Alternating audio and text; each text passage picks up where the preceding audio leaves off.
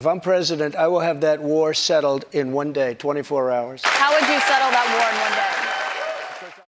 Right now, there is so much wars happening across the world. Nations fighting against nations and kingdoms against kingdoms, just as the Bible prophesied in Matthew chapter 24.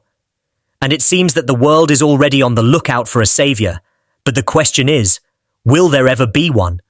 One person who has been heard several times promising to end the wars going on in the world is Donald Trump. Almost on every big stage, he promises to end the war going on between Russia and Ukraine in just 24 hours. But what does the Bible really say about that? Yes, the Bible does promise us a savior, but the amazing part is that this savior is not human.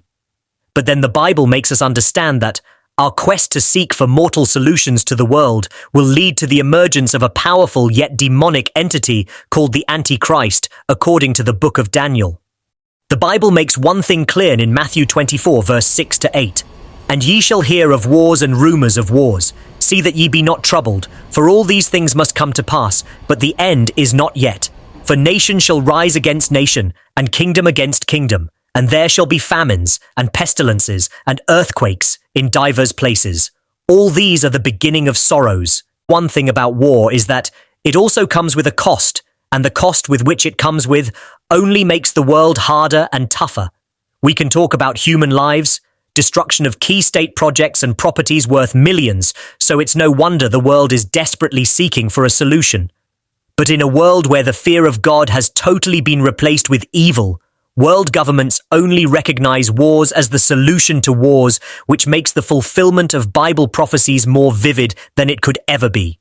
Countries like China, North Korea, America, Germany, and others continue to expand their war capacities and nuclear arsenal daily, diverting billions of funds and taxes to grow their war capabilities, believing this will deter other countries from attacking them, thus preventing future wars. But history has proven that investing in sophisticated weaponry does not stop war, but can only make its impact much more fatal. Let's listen to this important video. Because that's a really important Excuse me, statement let me that you just just follow made up. there. Can you say if you want Ukraine or Russia to win this war?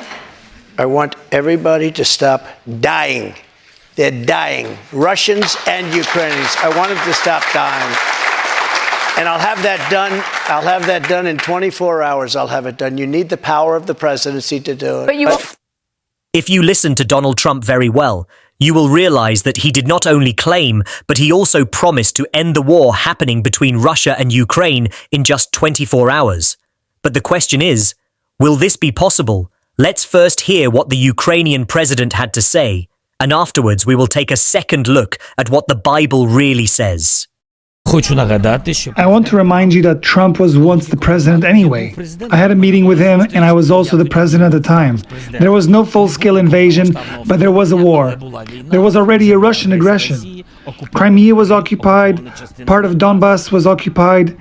I'm not sure if he was deeply involved into this matter, but nevertheless, he did not solve this issue. I'm not sure it was a priority for him. When you read Revelation 12, verse 12, the Bible says, Therefore rejoice, ye heavens, and ye that dwell in them. Woe to the inhabitants of the earth and of the sea, for the devil is come down unto you, having great wrath, because he knoweth that he hath but a short time. So this proves that the wars and hardship going on in the world is not just any natural phenomena, but rather the handwork of Satan and his demons, who knows they have very limited time. Since the First World War, several measures have been put in place to stop future wars and conflicts, but all these measures have failed.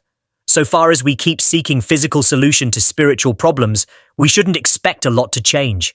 This is time for believers all over the world to go on their knees and seek for God's mercy.